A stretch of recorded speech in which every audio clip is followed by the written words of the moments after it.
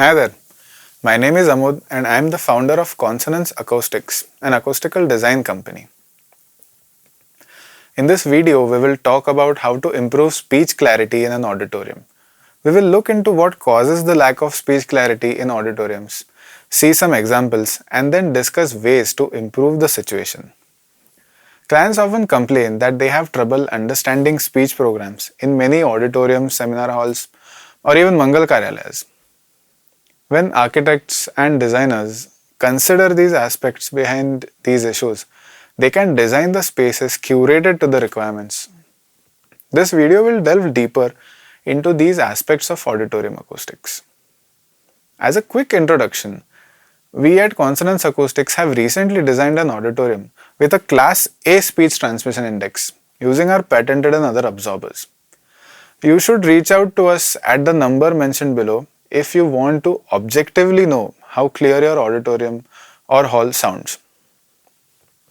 Let's begin the chat hoping that you can hear each word I am saying clearly. But if you just heard more than 75% of the words clearly, you can understand around 90% of the sentences. If you don't believe me, hear the sentences. I think you did understand the last sentence, even though we deleted 2 out of 8 words, which is 25% of the words in that sentence. You will notice that you are quite close to getting the meaning of these sentences.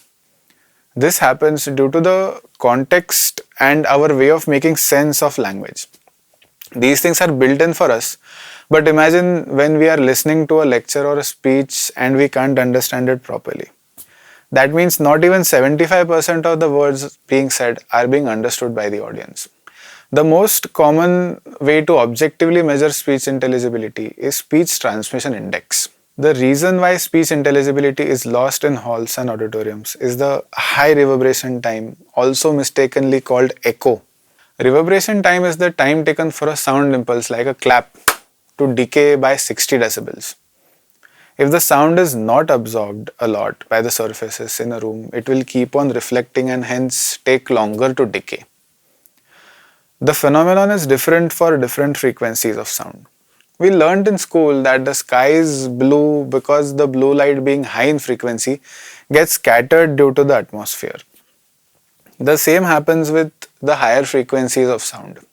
The lower frequencies on the other hand are therefore difficult to get absorbed and the reverberation time is also higher in untreated spaces. This is of particular importance in the case of speech. While speech transmission index is a good way of getting an idea of speech intelligibility, another critical factor lies in how our language and speech production mechanisms act out.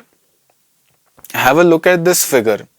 The curve is our audibility threshold. Notice that it is not flat for all frequencies.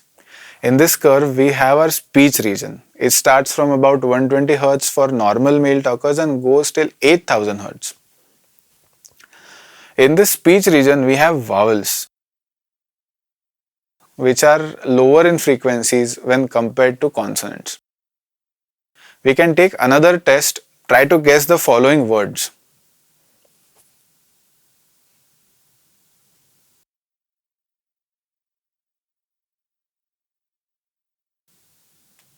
Was it difficult? Try the next example.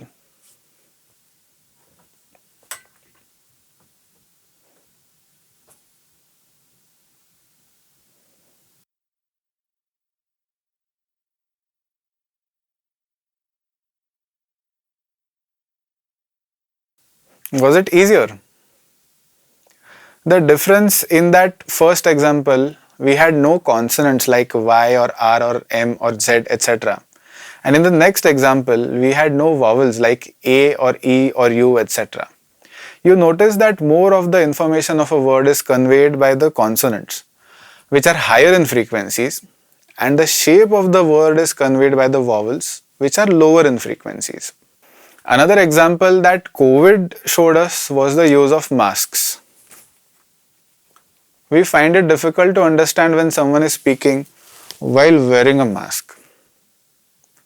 You must have found yourself in situations where you have to lower your mask so that the person listening to you can hear clearly. Here is the frequency analysis of my speech when I am wearing a mask. Notice the buildup of low frequency zone. As I remove the mask, you will notice that both the clarity and the high frequency content have gone up. When a space has high reverberation at lower frequencies, they overpower or mask the higher frequencies as their sound levels are higher when all the high frequencies are getting absorbed. It is therefore extremely important to look at the absorption coefficients of the sound absorbers across the frequency range instead of just looking at the high NRC number and proclaiming that this is a good sound absorber. Do you know what is the largest source of absorption for high frequencies?